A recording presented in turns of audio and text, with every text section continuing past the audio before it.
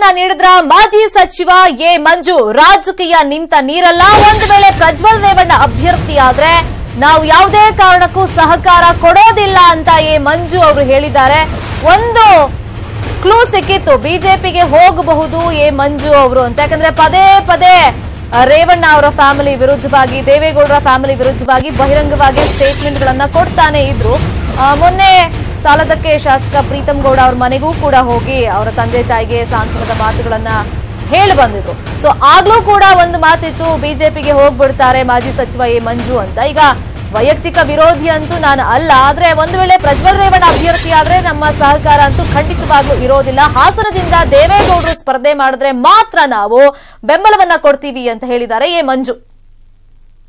ದೇವೇಗೌಡರು ನಿಲ್ದಲೆ ಹೋದ್ರೆ ಪ್ರಜ್ವಲ್ ಏನಾದ್ರು ಅಥವಾ ಇನ್ನೊಬ್ಬ ಬೇರೆಯವ್ರಿಗೆ ಕೊಟ್ರೆ ನಮ್ ಸಹಕಾರ ಇಲ್ಲ ಅಂತ ಹೇಳಿದ್ದೀನಿ. ಇವತ್ತು ಬದ್ಧ ಇದ್ದೀನಿ. ನಾಳೆನೂ ಅದು what I say I abide by that.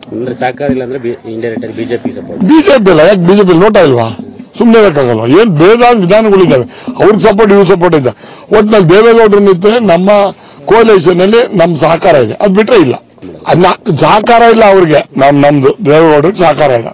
ದೇವೇಗೌಡರು ಮಾಡ್ತೀವಿ ಕೋಲೇಷನ್ ಅವರೇ ನಿಂತ್ರೆ, ಅದ್ ಬಿಟ್ರೆ ಮುಂದಿನ ದಿನಗಳಲ್ಲಿ ರಾಜಕಾರಣ ನಿಂತ ನೀರಲ್ವಲ್ರಿ. Will think just wait and see. ದೇವೇಗೌಡರು ನಿಲ್ದಲೆ ಹೋದ್ರೆ ಪ್ರಜ್ವಲ್ ಏನಾದ್ರು ಅಥವಾ ಇನ್ನೊಬ್ಬ ಬೇರೆಯವ್ರಿಗೆ ಕೊಟ್ರೆ ನಮ್ ಸಹಕಾರ ಇಲ್ಲ ಅಂತ ಹೇಳಿದ್ದೀನಿ. ಇವತ್ತು ಬದ್ಧ ಇದ್ದೀನಿ. ನಾಳೆನೂ ಅದು what I say I abide.